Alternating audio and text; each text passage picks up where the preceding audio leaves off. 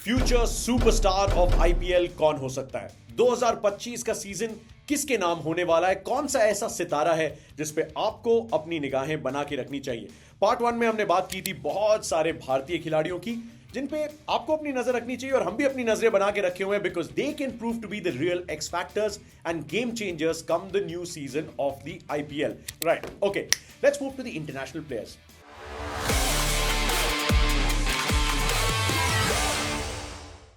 अब बहुत सारे ऐसे इंटरनेशनल प्लेयर्स हैं जो कि पहली बार आपको आईपीएल में दिखने वाले हैं, तो मैं ऐसी 4-5 लोगों की एक लिस्ट लेके आया हूं. एंड एज ऑलवेज, जैसा कि आपने पिछले वीडियो में कमेंट सेक्शन में मुझे भर भर के प्यार के साथ साथ खूब सारा फीडबैक दिया था कि यार आपको युवराज चौधरी की बात करनी चाहिए, आपको वंश बेदी की बात करनी चाहिए. You absolutely right. मैंने कहा भी था वीडियो में कि यार ये ऑल इंक्लूसिव लिस्ट नहीं है, ये मेरे हिसाब से 4-5 ऐसे खिलाड़ी हैं जो कि चमक सकते हैं. Okay, moving on to the international players and मैं शुरू करना चाहूंगा करीम जन्नत के साथ. इनके नाम में ही जन्नत है. थोड़ा सा इंटरेस्टिंग है बिकॉज इनके भाई हैं असगर अफगान जो कि अफगानिस्तान के कैप्टन रहे हैं. आपको याद होगा भारत और अफगानिस्तान के बीच अफगानिस्तान का पहला टेस्ट मैच खेला गया था. असगर अफगान ने कैप्टनसी की थी, तो थोड़ा सा खून में है करीम जन्नत के कि यार अफगानिस्तान के लिए तो खेलना ही है. एक दिन कप्तानी मिल जाए तो क्या होगा, बहुत कुछ खास हो सकता है. 11 अगस्त 1998 में इनका जन्म हुआ, यानी कि at the time of recording this video वो 26 साल के ऑलरेडी हो चुके हैं और काफी समय से ये इंटरनेशनल क्रिकेट अफगानिस्तान के लिए खेल रहे हैं. तो not technically a completely unknown player,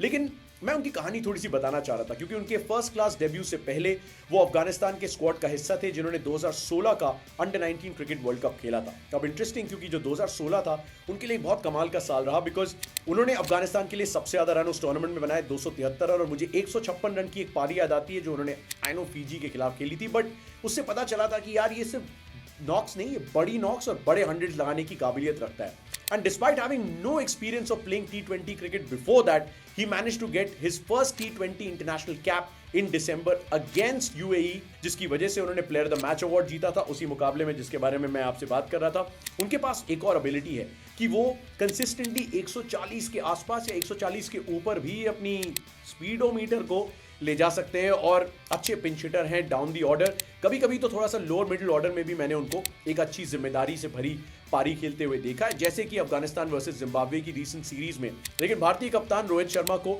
अपनी प्रेरणा मानते हैं, अपना क्रिकेटिंग आइडल मानते हैं. उन्होंने ये भी कहा था, मुझे याद है एक इंटरव्यू में, कि रोहित शर्मा को इन एक्शन देखना उन्हें बहुत पसंद है. He really likes the dashing Indian opener, जो कि बहुत ही सुकून के साथ रिलैक्स मैनर में खेलते हैं. आई नो थोड़े से रोहित के सितारे टेस्ट क्रिकेट में गर्दिश में है, बट जो क्लास और क्वालिटी व्हाइट बॉल क्रिकेट में रोहित शर्मा की रही है उसमें कोई शक है क्या? Obviously not. गुजरात टाइटंस ने करीम जन्नत में थोड़ा सा भरोसा जताया है, उन्हें बेस प्राइस में यानी कि 75 लाख में अपने स्क्वाड में शामिल कर लिया है. So one player to watch out for in this IPL season from Afghanistan, जिसने हमें राशिद खान, मुजीबुर रहमान के अलावा नूर अहमद जैसे बेहतरीन खिलाड़ी दिए हैं. नवीन उलग भी याद आते हैं, वो विराट कोहली वाला इंसिडेंट साइड में रख देते हैं, but otherwise a very good bowler. So why not? We can put some faith in Kareem Jannat as well as a player to watch out for amongst international talent in this season of the IPL. Okay, अब RCB fans ने मुझसे बहुत पूछा था पिछले video के बाद कि सर थोड़ा हमारे प्लेयर के बारे में भी बता दीजिए, तो मैंने सोचा मैं इंतजार करूंगा उस इंटरनेशनल प्लेयर के बारे में बात करने के लिए जिसका नाम सुन के आई एम श्योर आप गदगद होने वाले हैं. Jacob Bethell, I am sure आपने नाम सुना होगा. RCB fan specially future superstar of world cricket perhaps and definitely one to watch out for अगर आप इस IPL सीजन के बारे में बात कर रहे हैं. जेकब ग्रेहम बेथल का जन्म हुआ था 23 अक्टूबर 2003 को. इंग्लिश क्रिकेटर हैं वैसे, लेकिन इनका जुड़ाव बारबाडोस से कैसे, मैं इस वीडियो में आपको बताना चाहूंगा. वॉरिकशायर के लिए अपना 2020 डेब्यू किया 2021 T20 ब्लास्ट में, और वहीं से एक सैंपल साइज दे दिया था कि ये बंदा 2020 के लिए तो पूरी तरीके से तैयार है. लेकिन इंटरनेशनल डेब्यू आने में थोड़ा सा वक्त लगा. 2-3 साल के बाद यानी कि 11 सितंबर 2024, that means this year, just 3 months ago, उन्होंने अपना 2020 डेब्यू किया ऑस्ट्रेलिया के खिलाफ साउथहैम्पटन में डेब्यू होता है, बट एक्चुअली कार्डिफ में 3 दिन बाद इन्होंने ऑस्ट्रेलिया के खिलाफ एक ताबड़तोड़ 44 रन की पारी सिर्फ 24 गेंदों में खेली, और वहां से ही अनाउंस्ड हिमसेल्फ कि यार ये बंदा 2020 के लिए तो पूरी तरीके से तैयार है. लेकिन क्या ये टेस्ट क्रिकेट खेल सकता है? इंग्लिश क्रिकेट में अगर आपको थोड़ा सा महानता की तरफ अपना करियर ले जाना है तो टेस्ट क्रिकेट में बादशाहत बहुत जरूरी है. We all know this, but this is particularly true for English cricket, and that is why उनको थोड़ा सा फास्ट ट्रैक किया गया और न्यूजीलैंड के दौरे पे जो इंग्लैंड अभी गई हुई है उसमें 28 नवंबर 2024 को उनको टेस्ट डेब्यू दिया गया। उसी टेस्ट मैच की दूसरी पारी में 50 रन सिर्फ 37 गेंदों में बना के ही became the second fastest English cricketer on test debut to score a 50। और उन्होंने बताया कि यार मैं व्हाइट बॉल के लिए तो तैयार हुई, मैं रेड बॉल की भी पूरी तरीके से तैयारी करके आया हूं। Second fastest debut test half century बनाने वाला English cricketer Jacob Bethell was actually born and raised in Barbados. उनके ग्रैंडफादर जिनका नाम है Arthur Bethell, he played first class cricket for the national team. लेकिन एक दिन इंटरेस्टिंग है कि जेकब स्कूल में थे और उनके पिताजी जिनका नाम है ग्रेहम, जेकब ग्रेहम बेथल, मैंने शुरुआत में कहा था वीडियो के, तो ग्रेहम को जेकब के स्कूल के कोच कहते हैं कि सर आप अपने ना एक स्कोरबोर्ड लगा दीजिए ताकि जेकब के जो हाई स्कोर्स हैं इनका रिकॉर्ड आप थोड़ा सा देख पाएंगे और क्लोजली ऑब्जर्व कर पाएंगे। तो ग्रेहम साहब जो है स्कोरबोर्ड लगा भी लेते हैं। और स्कूल में अक्सर कहा जाता था कि अगर कोई बहुत शॉर्ट गेंदबाजी करता है, और जो कि वेस्ट इंडीज की कंडीशन में अक्सर की जाती हैं with all those rough surfaces and all that, तो सीधे सिर के ऊपर से बॉलर को मार देते थे और अगर ज्यादा फुल मारोगे तो वो हमेशा उसके लिए रेडी रहते थे। यानी कि टेक्निकली ये ग्रेहम और आर्थर बेथल की देख रेख में और उनकी विजडम और उनकी हिदायत के चलते काफी टेक्निकली साउंड होने की कोशिश शुरुआती स्टेजेस में ही अपने करियर के कर चुके थे। सुबह 5 बजे उठा करते थे, अपनी मम्मी को बोलते थे कि आप प्लीज मुझे गेंदबाजी कीजिए।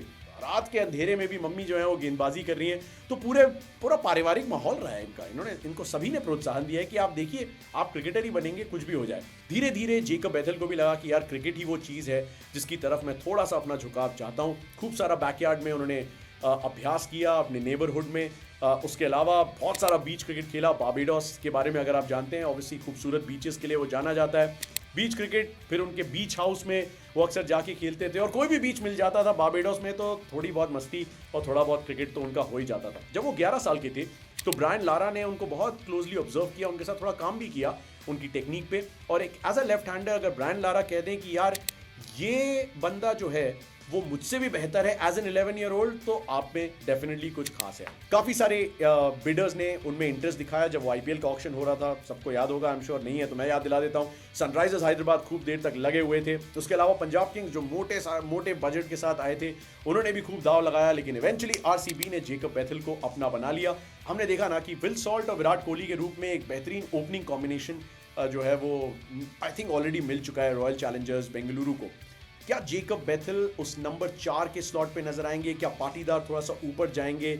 और उसके अलावा समीकरण कैसे बैठेगा उनकी 11 का, आप मुझे कमेंट सेक्शन में प्लीज बताइए कि जेकब बेथल क्या आपकी आरसीबी की 11 में सीधे फिट हो जाते हैं, और आते हैं तो वो कैसे नजर आने वाले हैं आईपीएल 2025 के सीजन में। पंजाब किंग्स में एक और बंदा है जिसके बारे में मैं अब बात करना चाहूंगा। उनका नाम है जेवियर कॉलिन बार्टलेट। 17 दिसंबर 1998 में उनका जन्म हुआ। तो actually eight the time of recording this video I should be wishing him a happy birthday in advance because 17 December 1998, I think he's going to turn 26. So not a young cricketer by any means, लेकिन एक ऐसे Australian international cricketer हैं जो Australia की national cricket team को ODIs में और T20 international cricket में ऑलरेडी रिप्रेजेंट कर चुके हैं। नाउ जेवियर बार्टलेट की फैमिली जो है वो क्वींसलैंड मूव हुई थी जब वो छोटे से बच्चे थे, टेबल से भी नीचे आते थे, और एज ग्रुप रैंक से वो बढ़े, क्वींसलैंड में आ गए और अपनी फर्स्ट 11 प्रीमियर क्रिकेट डेब्यू उन्होंने तब किया जब वो गोल्ड कोस्ट डॉल्फिन्स के लिए एज अ 17 ईयर ओल्ड खेलते हुए नजर आए। बिग बैश लीग में उनका जो पहला वो टैलेंट का परिचय था वो तब मिला जब उन्होंने as a leading wicket taker, और वैसे भी ऑस्ट्रेलिया की सीरीज चल रही है तो थोड़ा सा फ्लेवर मिल ही जाता है ऑस्ट्रेलियन क्रिकेट का उससे, और उनके भविष्य की तरफ आप देख पाते हैं जैसे सिलेक्टर्स ने जेवियर को बिग बैश लीग में खेलते हुए देखा ब्रिस्बेन हीट के लिए और लगा कि यार ये बंदा अलग है। Right arm fast medium bowler हैं हमारे जेवियर साहब, और उसके अलावा क्वींसलैंड, ब्रिस्बेन हीट और अब पंजाब किंग्स के साथ आपको खेलते नजर आएंगे। ऑस्ट्रेलिया को 2018 के अंडर 19 क्रिकेट वर्ल्ड कप में उन्होंने रिप्रेजेंट किया था, और जब उनका ओडीआई डेब्यू हुआ वेस्ट इंडीज के खिलाफ उनके फिगर्स थे 4 for 17, और तब पता चल गया था कि ये सिर्फ प्लेयर ऑफ द मैच इस मैच में नहीं है, आने वाले काफी सारे मैचेस में एक मैच डिफाइनिंग बॉलिंग परफॉर्मेंस दे सकता है। तो जब उनका डेब्यू हुआ, those were the second best bowling figures for an Australian debutant in one day internationals. Punjab Kings ने उन्हें 80 लाख में यानी कि उनके बेस प्राइस में 5 लाख का इजाफा आप और कर दीजिए, 75 लाख का उनका बेस प्राइस था, 80 लाख में उन्हें अपना बना चुका है, और आई थिंक वो एक काफी की रोल प्ले करने वाले पंजाब किंग्स की स्कीम ऑफ थिंग्स में। Not to forget Ricky Ponting is now the head coach of Punjab Kings, and Shreyas Iyer likes people like Xavier Bartlett specially, जिनके पास वो एबिलिटी है बॉल स्विंग कराने की, और उसके अलावा इफेक्टिव डेथ बॉलिंग की कि अगर आपके पास एबिलिटी हो तो पंजाब के पेस अटैक के भाई क्या कहने, अर्शदीप सिंह के साथ आपको जेवियर बार्टलेट डेफिनेटली नजर आएंगे, ऐसा मेरा मानना है. That was my player number 3 in this list of future IPL superstars. Alright, on to player number 4 and that is Kamindu Mendis. Kamindu Mendis पे अपनी निगाहें बना के रखिएगा. 30 सितंबर 1998 में इनका जन्म हुआ. फैमिली ने हमेशा इन्हें सपोर्ट किया, हालांकि काफ़ी सारे फाइनेंशियल और सोसाइटी से रिलेटेड चैलेंजेस जो है वो आते रहे, जैसा कि अमूमन होता है श्रीलंकन क्रिकेटर्स के साथ. लेकिन श्रीलंका के नेशनल क्रिकेट सेटअप में वो बहुत जल्दी आ गए और उसके बाद अचानक एक बहुत ही हाईली कंपेटिटिव एनवायरनमेंट में उन्होंने स्टैंड आउट परफॉर्मेंसेस देना शुरू किया. उनके पास ऑलराउंड एबिलिटी है और उसी की वजह से नेशनल सेलेक्टर्स का ध्यान थोड़ा सा उन्होंने अपनी तरफ, मैग्नेट की तरह खींच लिया. एम्बीडेक्स्ट्रस गेंदबाज हैं actually Kamindu Mendis. How many of you knew that? मुझे कमेंट सेक्शन में बताइए कि कमिंदु मेंडिस दोनों हाथ से गेंदबाजी कर सकते हैं, राइट हैंड भी बॉल कर सकते हैं, लेफ्ट आर्म डिलीवरीज भी डाल सकते हैं एक ही ओवर में, और कई बार ऐसा हुआ है. और यूनिक टैलेंट जो है कोचेस को काफी पजल कर गया था शुरुआत में. उन्हें समझ में नहीं आया कि यार ये लेफ्टी है राइटी है, इसको हम क्या गेंदबाजी में बॉल थमाएं तो हम क्या करवाएं. और काफ़ी सारी एडवाइस उनको मिली कि यार एक स्किल पे प्लीज़ फोकस कीजिए. और उन्होंने कहा कि नहीं यार, मैं थोड़ा सा, ये मेरे पास रेयर टैलेंट है, मैं इस पर थोड़ा परसिस्ट करना चाहूँगा.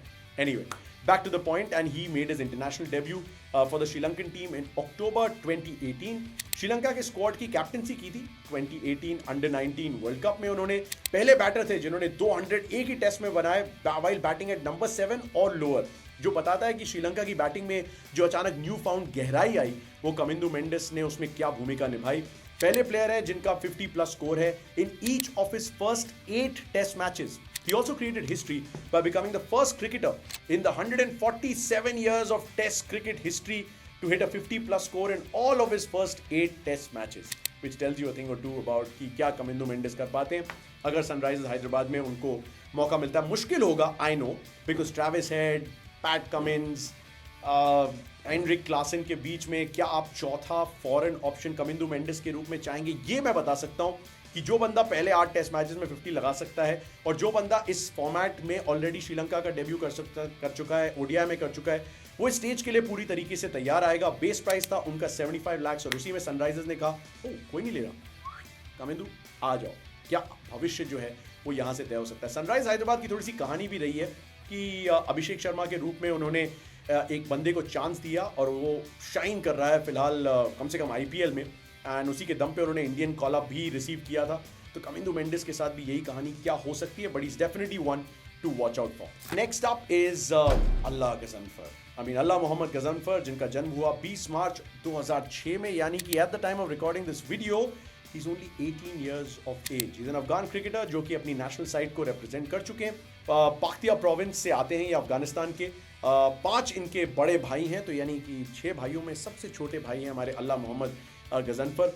एक्चुअली उन्होंने क्रिकेट स्टार्ट किया 2020 में जब कोविड-19 पैंडेमिक चल रहा था. फास्ट बॉलर की तरह अपने क्रिकेट की वो शुरुआत करते हैं और बहुत जल्दी उन्होंने कहा नहीं, मैं ऑफ स्पिनर ही बेहतर हूँ. वैसे भी स्पिनर्स की थोड़ी सी रिवायत रही है, एक परंपरा रही है वहाँ पे. मुजीबुर रहमान हो गए या फिर राशिद खान हो गए या फिर नूर अहमद जो कि अब चेन्नई सुपर किंग्स जा चुके हैं. तो अल्लाह गजनफर ने भी सोचा कि नहीं, शायद स्पिन के जरिए मुझे अपने करियर में ज़्यादा सफलता मिल सकती है. ये actually started as a fast bowler like I said, लेकिन एक मिस्ट्री स्पिनर वो बने जब उनके अफगानिस्तान स्किपर यानी कि दौलत अहमद जाई ने उन्हें स्पॉट किया और उनकी एबिलिटी और उनके टैलेंट को नोटिस किया. He was a part of the 15-man Afghanistan squad जो कि 2024 के अंडर 19 क्रिकेट वर्ल्ड कप में, मैं बता रहा था आपको अंडर 19 वर्ल्ड कप के बारे में, जहां पे वो अबू धाबी T10 फिर अंडर 19 वर्ल्ड कप सब कुछ खेल रहे थे वो. But that's the quality that he has, that he can do that in a space of 2 days. He can play some 3 matches also. Bowling technique को अक्सर compare किया जाता है मुजीब ज़ादरान से, जैसा कि हम थोड़ी देर पहले इस वीडियो में बात कर रहे थे. 15 साल की उम्र में उनका ऑक्शन में सिलेक्शन हो जाता है 2023 के आईपीएल में. तो is not a new commodity for the IPL auctions at least, but he was the youngest player entered into that auction. हम बात कर रहे हैं 1-1.5 साल पहले की, यानी 2 साल पहले की एक्चुअली, जो 2023 के सीजन की तैयारी में ऑक्शन हुआ था. 2024 के नवंबर के महीने में मुंबई इंडियंस फ्रेंचाइज ने उन्हें अपना बना लिया है 4.8 करोड़ दे के. Mystery spinners, they are a rare commodity. और मुंबई को लगा कि यार जैसे कि कभी लसित मलिंगा के साथ हुआ था, ऐसा ही क्या हो सकता है अल्लाह गजनफर के साथ. खासतौर से इसलिए क्योंकि मिस्ट्री स्पिनर्स जैसे कि सुनील नारायण, जैसे कि मुजीबुर रहमान, जैसे कि नूर अहमद अपनी लेफ्ट आर्म रिस्ट स्पिन के जरिए थोड़ा सा सरप्राइज एलिमेंट ला सकते हैं। क्या अल्लाह गजनफर उनके लिए ऐसे ही कर सकते हैं? राशिद खान को अपनी प्रेरणा का स्रोत मानते हैं, वो इंस्पिरेशन का सोर्स मानते हैं। काफी इंप्रेसिव परफॉर्मेंस रही है 2024 में अल्लाह गजनफर की, जिसमें एक 6 विकेट हॉल बांग्लादेश के खिलाफ याद आता है और एक 3 विकेट हॉल दक्षिण अफ्रीका के खिलाफ, जिसने उन्हें बना दिया है एक राइजिंग स्टार। लेकिन क्या वो बन सकते हैं एक rising star Indian Premier League के उस सबसे बड़े स्टेज पे, उस सबसे मुश्किल T20 लीग में? ये आप मुझे कमेंट सेक्शन में बताइएगा, but certainly one to watch out for. तो आप मुझे बताइए कि आपके हिसाब से कौन सा वो इंटरनेशनल सुपरस्टार है जिसपे आप अपनी निगाह बना के रख रहे हैं, कौन सी टीम में वो खेलने वाला है और उस टीम में क्या उसकी 11 में जगह सीधे बन जाएगी, और अगर हाँ तो कितने विकेट, कितने रन आने वाले हैं उसके बल्ले से? बहुत सारे सवाल मैं छोड़ के जा रहा हूं आपके लिए। जल्द मुलाकात होगी एक और वीडियो के साथ, लेकिन तब तक के लिए on game face on, that's all we have.